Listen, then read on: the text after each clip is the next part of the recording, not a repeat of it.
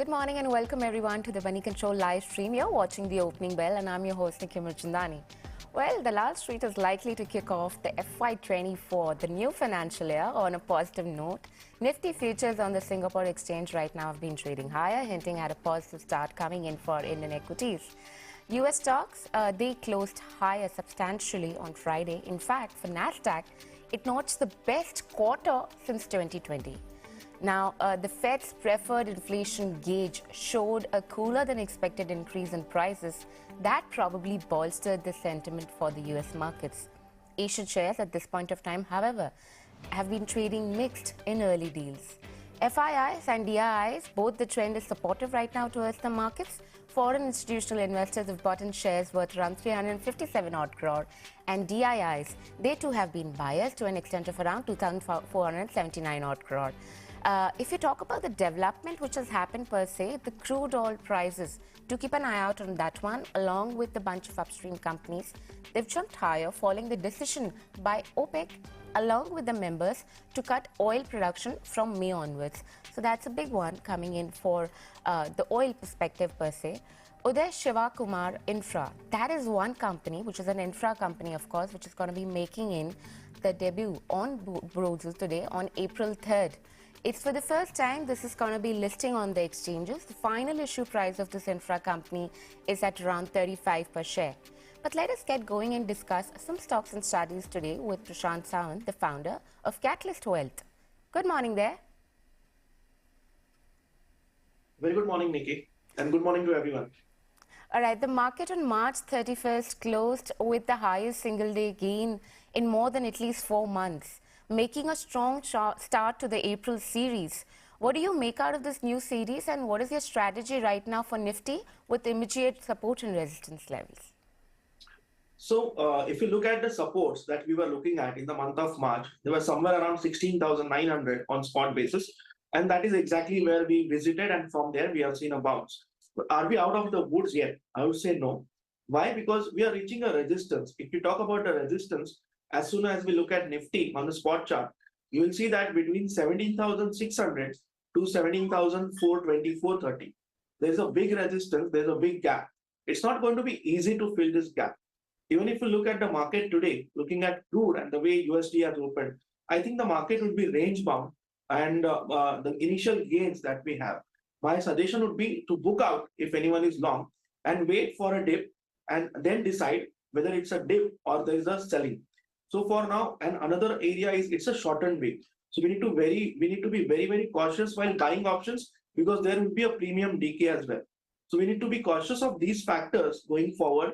And as I said, 17,600 on spot happens to be a big hurdle on Nifty. And unless we cross that and close above it, I think we would not be out of the woods. So we need to be cautious on the upside.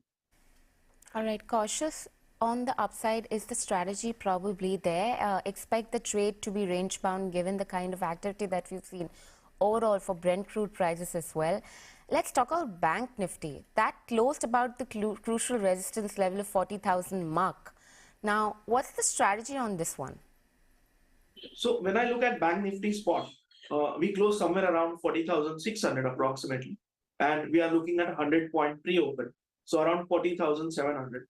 40,850 to 41,200. That's around 400, 500-point range from now. Happens to be a big resistance. So once we reach that level, if we see somewhere around 41,000, and if we have long, my suggestion would be to trail closely with a trailing stop loss somewhere around 40,900.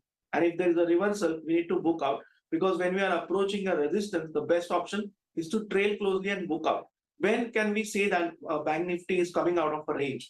So the level that I spoke about, 41,200 on spot, if we close above that, then we can say that we are coming out of a big range and we may target the next level, which is 42,000. But till we don't close above 41,200, I think the rally that we have received, it's a good opportunity to book out our longs and stay in cash. All right, stay in cash and book out the profits right now is the strategy coming in, at least for the near term for Bank Nifty. But Prashant, 3 profitable bets that you can give to our viewers early this morning, which also starts the start of new financial year. So because it's the start of a new financial year, I have decided to come out with positional bets for the year. And if you look at the bets, like they are more across sectors, and sugar sector happens to be the first one. Why? Because I see that after a long time, volumes are picking up, and if we invest in this at this point of time, they say that buy good stocks when the markets are not doing well, and when the markets start doing well, they give you the best returns. So my first pick would be Renuka Sugars, and I would be a buyer on all dips. My stop loss would be closing basis 38, and targets I'm looking at would be in the range of 55 to 60, which should be around a 30-35% gain, and my holding period would be a year or so. My next pick would be Jindal Saw, which is trading somewhere around 145. My stop loss would be 132. This happens to be one of my favorites for the year, and the target that I'm looking at would be somewhere around 170, 175. And the last pick that I'm looking at is Voltas. It had gone to 900 and then it took a dip. But if you look on a weekly chart, it has kind of retraced to its golden Fibonacci level, as we say in technicals. So I would be a buyer here. My stop loss would be 795 and my target would be 875, 880. So I have all three buying calls, all three are positional, and I think they would definitely add value to a long-term investor this year. All right, so Voltas, Jindal Saw and Sri Renuka Sugars are the three bets that we're looking at for this financial year, of course, with 1 year perspective out there for Sri Renuka Sugars that we've been talking about. Also, let's quickly address the top movers of the day, which we think will be bunch of stock we'll be addressing around, will be auto sales name, auto wins around the defense and the capital goods sector, which includes the like of Hero Motocorp, Eicher Motors, Maruti Suzuki in the auto space. And for the order win in terms of the capital goods for the defense equipment manufacturers there, BHEL and Garden Reach Shipbuilders. These are also going to be the ones that we can keep an eye out, apart from bunch of infra names. But let's quickly address auto sales number first, Hero Motocorp, where the total sales in March overall year-on-year basis has risen by 15.3%. All right, so the domestic sales also has grown in by 21%. And if you talk about the exports out there, they have fallen by as much as 52%. If you talk about Eicher Motors, the commercial vehicles there, the sales have increased by 35.2%. Royal Enfield sales have grown up by 7%. And if you talk about the total exports, they've dropped by 36.5%. In terms of Maruti Suzuki, well, there is a drop coming in there. The total sales in March, that's dropped by 0.2%. But if you talk about the overall domestic sales number, they have fallen by 2.7%. In terms of exports, they've risen by 13.7%. So these were some of the names that we have, at least in terms of the auto sales. But Prashant, I'm going to quickly come back to you and ask you about what do you think overall for the auto names per se? So I would kind of segregate it in two sectors. Now, if I were to talk about Tata Motors, I think that has come at a good level from an investor perspective. We are somewhere around 420, 423, and one can definitely look at buying. And your stop loss happens to be somewhere around 414 to 415 on closing basis. You can look at targets around 435. I think this would be a good level to pick this. I would hold on Maruti. And at the same time, if you talk about Hero Moto, so it has been in a strong downtrend. And for the first time, it is targeting levels of 2400.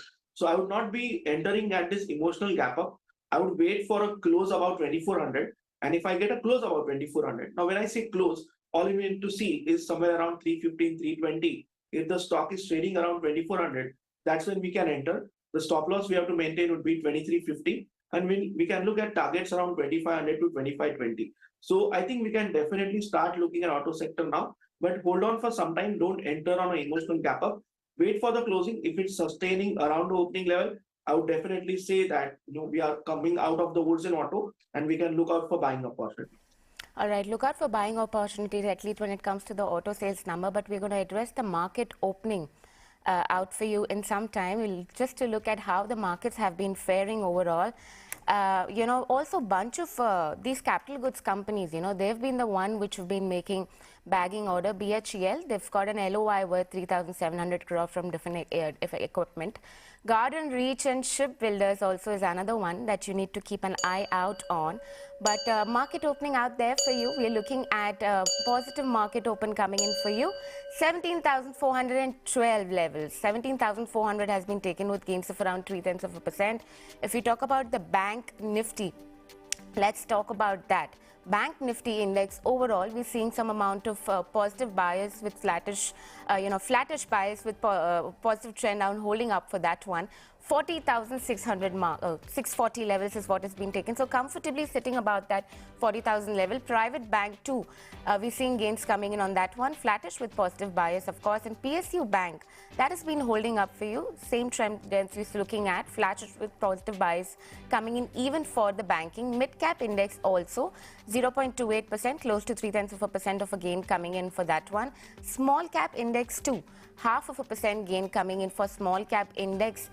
Per se. Also, if we talk about the sectoral indices, just to have a flavor of where the traction is, of course, we spoke about the capital goods and the auto names, The entire index, the basket is holding up in green.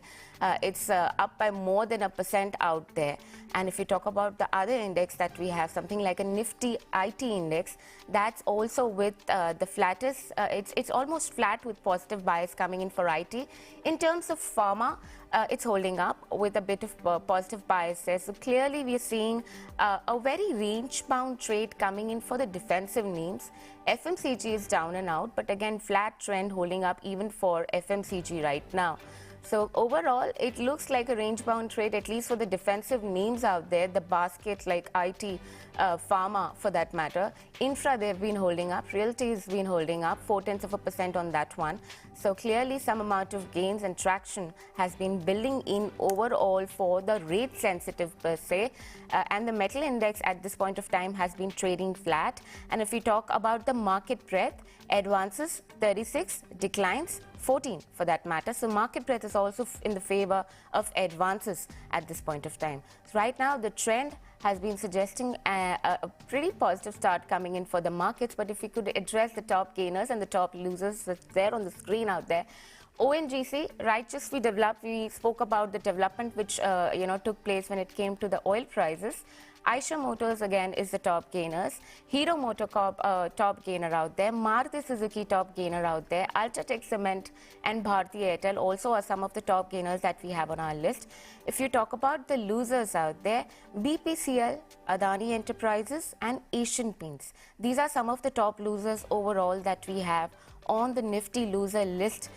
Overall, but I'm going to quickly toss it back, to Prashant and ask him about, something like a Bharti Airtel. We spoke about auto companies, but also there are order flow wins coming in for infra companies right now. Something like a PNC Infra has received an LOA to an extent of around 3,200 crore from NHUI. And of course, there is also a win coming in for GR Infra project to an extent of around 847 odd crore coming in at for the state of Telangana for the highway project out there. It's a greenfield highway project. So do keep an eye out on these one as well. Rail Vikas Nigam. These are some of few of the infra stocks also that you can keep on your watch list for today. But Prashant, what is your view right now on something like an RIL and Bharti Airtel for that matter? So Nikki, if you look at Bharti Airtel, I think we have formed a good base, which we say in technicals. And when a base is formed, it's the right time for an investor to enter, not for a trader. Because in trading, we look out for momentum, and in investment, we look out for a low risk entry. So we are currently at 755, 756. I think 735 happens to be a good risk level, a good stop loss. So you can plan quantity accordingly as an investor. For a trader, the right level to enter would be above 765, about 1.5% above this. And you can look out for targets around 780, 85. But this stock is range bound. As soon as you reach 780, 85, my suggestion would be to trail closely. And if there is a reversal, book out profits. The mistake we do is we hold on for 800 and normally we lose out the gains. So that's why if you see levels around 780, try to book out. All right, Prashant, that's some view coming in for Bharti Airtel, but something like a ONGC also at this point of time, because oil companies, upstream oil companies are expected to be in limelight today, and rightly so because of the Brent crude price action that we've seen over the weekend. For ONGC, what's the view out there? What would you suggest our viewers out there? I think there is a strong gap up. And if you look at the volumes 2 days ago, the volumes itself were making a statement that there's something happening in the stock. And the news is out today. But I would not chase the gap up. I would wait for a dip somewhere around 153, 154, and then plan an entry with a stop loss around 150. And I would look at targets around 160, 165. It's a slow mode, so we need to have patience. But definitely a strong stock can be entered. All right, these are some of the stocks that we're keeping on our list today, but anything that looks interesting right now, Prashant, to you? So I think the market is at a very crucial level. And the one stock which has been driving the market for the past 2, 3 days was Reliance. It has come to Thank a you. major resistance now, which is 2340. So I think those who are holding longs, you need to trail closely with somewhere around 2300, which is a round number stop loss. And if the stock reverses, book out profit because we are at a resistance. And if it doesn't reverse, we are already safe. 2300 won't be seen. And my suggestion would be to avoid fresh longs at this level and wait for a dip. All right, Prashant, we'll leave it at that. Thank you so much for taking out the time and speaking to us this morning. Thanks a lot. All right, let's understand the portfolio strategy for the new financial year from Devin Choksi, who's the promoter of KR Choksi Group and the managing director of KR Choksi Shares and Securities. Good morning there. Good morning. How are you? I'm good, thank you. What do you think about the small cap index? It was an underperformer in FY23. Do you think this financial year it will be any different? Overall, what's your view on the strategy for one's portfolio? How would you play the markets right now in this financial year? So I think 2023-24 financial year is starting on a promising note today. And I believe that many of the frontline stocks, which are part of Nifty 50 or Nifty 100, they are available at a valuation which is far more compelling at this point of time. Largely because of the fact that I think many of these stocks have seen the exit of some of the ETFs, and I think that is why the stock prices have come down. On the other side, if you look at the mainline indices, stocks are quoting at a so economy, if you look at, I think the market value, I think they're quoting at a valuation of less than $3 trillion. And today, I think the GDP of the country is $3.5 trillion. So whenever this equation has gone below 1:1, when the market cap has gone down, I have seen from experience that I think the buying has emerged in subsequent period of time. So to begin with, you are likely to see the buying emerging into the large cap stocks. Maybe the month of April will validate this particular assumption. And we believe that I think for a mid-cap stocks to rally year after might be, I think, another 3 months away. If market sustains rally in April and May, then post-June onwards, I think you should be seeing the mid-cap rallying into the baskets of whatever the indices that we are talking about. All right. Okay. All right. So that's one, parameter that we're looking at. Apart from that, what's your view overall on the upstream oil companies, along with the auto sales name? They're all trading up. They've seen significant amount of traction building in overall for FY23. Do you think the trend can be replicated for auto names in FY24 as well? This should be the year of auto companies. Most likely, we are likely to see the demand emerging in commercial vehicle segment, largely from the scrappage policy which is getting implemented now. Also, the demand emerging from the infrastructure segment spending that the government is continuing to do now, and also from the industry in PLI, where we are likely to see higher amount of capex growth coming in. So, from all perspectives, commercial vehicle segment within auto looks more favorable at this point of time, given the economic activity that we are experiencing. On the other side, the other beaten down areas are the passenger vehicles and the two-wheelers. Passenger vehicles have started seeing some amount of stability with higher amount of growth happening in SUV segment and including Tata Motors and Mahindra. I think that the growth is continuing in the current year. So that is our second choice as one wants to look at from the auto pack point of view. And the two-wheelers are likely to show relatively better performance given the entry of some of the larger names into electric vehicles. I would think that the volume numbers would start picking up from now on. And also the export market of two-wheelers is expected to show relatively better performance in this year, 2024. So I think in the order of priority, commercial vehicle, passenger vehicle, and two-wheeler, that would be the choice that I would assign for buying into the auto pack. Right, but do you sense some concerns? Of course, exports have been lower, at least for this financial year overall. But if you look at overall picture, do you see the exports? You said you expect the exports to be picking up. That's been one cause of worry, of course, but El Nino is another one. Do you see some concerns arising out of from that one? So too early to, I think, predict the weather. And most of the time, I think the weather prediction has not held true, I think, in the past. So from that perspective, I would rather like to not speculate in El Nino part of it. But I do believe that overall India economy is in a very safe territory at this point of time. And export largely because of, I think, some of the other nations which suffered due to the volatile currency affecting them.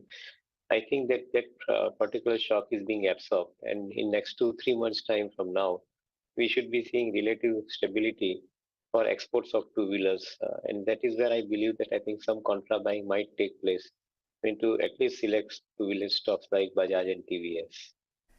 Overall, what's your view on oil companies today? There was this overnight development which came through in terms of the oil stream companies, OPEC also going down and probably cutting down on a little bit of production out there.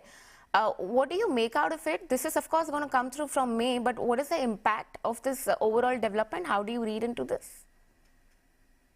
See, I think the OPEC countries have always played in a manner in which I think the global economy suffers maximum as far as I think the oil price and oil production is concerned. I guess I think the current challenge with the global economy is to stabilize. And any rise in the oil prices could lead to, I think, inflation. And inflation not coming under control is not a good news. So in my viewpoint, I think that's something which one will have to be a little bit more concerned about. The impacts are not easily calculatable at this point of time. But should they end up implementing the cut for a longer period of time, in my viewpoint, I think this could possibly affect all other equations, including for bringing down the inflation and the rate of interest. So let's wait and see. As of now, as we see for India, India has increased their share of buying from Russia in the last year, and I believe that I think they'll continue to do so. So to a greater extent, I think the Russian crude coming to us at a cheaper price is comparatively helping India economy in managing trade deficit, as well as I think from the point of view of managing the inflation. So we are relatively better off compared to other nations of the world. All right. Okay, that's the word. And also there have been slew of orders which have come in from the defense, for the defense space right now. Something like a BHEL, something like a Garden Region Shipbuilders, they've been in traction. Of course, there were slew of order wins even for the infra companies. How do you look at the visibility, the earning visibility of these companies? And also, what kind of valuations are they demanding right now? Do you think the valuations are expensive or they're justified at this point of time? So to a greater extent, the larger amount of order books flowing into defense segment is definitely a good news for most of these companies' names which you have mentioned. However, the most important part is that this defense business comes with one rider, which is you are not going to get higher amount of margins out of this business. The government is the largest buyer of this orders, and as a result of which, I think they will control prices very, very stringently. Most of the defense companies name that we are talking about, they operate in the vicinity of around 5% to 7% EBITDA margin. And if the input cost is not stable, then possibility of I think they getting I think higher amount of profit would be a question mark. In my viewpoint, I think yes, business conditions are conducive, order books are opening up, higher revenue is understood and predicted. Margin will have to be watched out for as far as defense companies are concerned. And that is where I would not be in a hurry to buy any of them at a higher valuation. Maybe I think some of the companies are available at a discounted or some stable valuation. They would be relatively better off gradually accumulating into the portfolio. All right. Any other sector, Deven, at this point of time that you think look attractive overall from your point of view, given the financial setup that we're looking at? How do you read into the situation right now? Any your favorable picks, and within that top bets, if you could, pick out some few names out there? So I believe that the consumption is going to continue in the economy. Infrastructure spending also means that capital goods segment is going to have relatively better time than they have ever seen before in last few many years. In fact, the other day, I was listening to most of the capital goods companies CEOs, and they are all very, very upbeat about a higher amount of order inflow coming into them because of the larger infra spent by the government in the country. So I think the infrastructure-led spending is basically creating the spending boom as far as industrial products are concerned. Because of the higher amount of disposable income in hands of individuals, the consumer spending is also, retail consumer spending also is on rise. And that is where some of the FMEG companies are looking relatively better choice to buy into the portfolio. The banks and the NBFCs, which are catering largely to the retail segment, they are also equally well placed from the point of view of generating higher amount of credit growth. And that's where I find that likes of Bajaj Finance, likes of ICICI, they relatively remain better choices as far as the lending business ability to grow the activity is concerned. So we are selective about buying into and following the consumption theme, be it industrial products or be it personal products. We believe that I think it is this theme which will drive the overall sectoral growth. We try and stay away from commodity because I think the commodities price movement is something which is not very easy to predict, given the kind of diverse equations that we have, both on the dollar side as well as on the crude side. So from that particular point of view, we keep ourselves little away from commodity producers as well as people who are consuming commodity big time, and those who do not have the ability to pass on the cost. So we have, to a certain extent, reservation on these areas from immediate entry point of view. All right, that's clearly some of the, and also your word coming in overall for the IT and banking space now. IT space, we've seen the valuations out there. How are you? There's a pretty much rejig. There was some amount of disturbance in the markets that they operate from. We've seen that SVB crisis, some mid-sized bank concerns back in the US. Right now, at this point of time, how are you looking at the entire basket? How would you play IT names as a strategy overall for this financial year? So I think the one should not be unduly concerned about IT companies and their business going forward, largely because of the fact that most of the economies of the world, in order to beat the high cost pressure and at the same time, I think, maintain their business share in the market, they will have no choice but to adapt IT to the core level. Enterprises have been up till now asking for IT solutions at enterprise level. Now the IT solutions are being demanded at the consumer facing level. And that is where you are basically seeing a larger amount of growth coming in for Indian IT companies. Majority of the countries of the world are also implementing the 5G network. And also at the same time, higher amount of, I think, thrust has been given on Web3. So from a computing perspective too, I think many of the IT companies are likely to see higher amount of business flowing into them from the global players. The likes of TCS, likes of Infosys have already got, I think, sizably high amount of orders into their books and they are executing it well. So at least I think that part of the predictability is definitely seen. If they end up seeing some kind of disruptions in the new order intake, that may have to be seen in subsequent quarters. But as of now, that is not the case. Some of the mid-tier IT companies, they relatively look better because they operate in the niche play.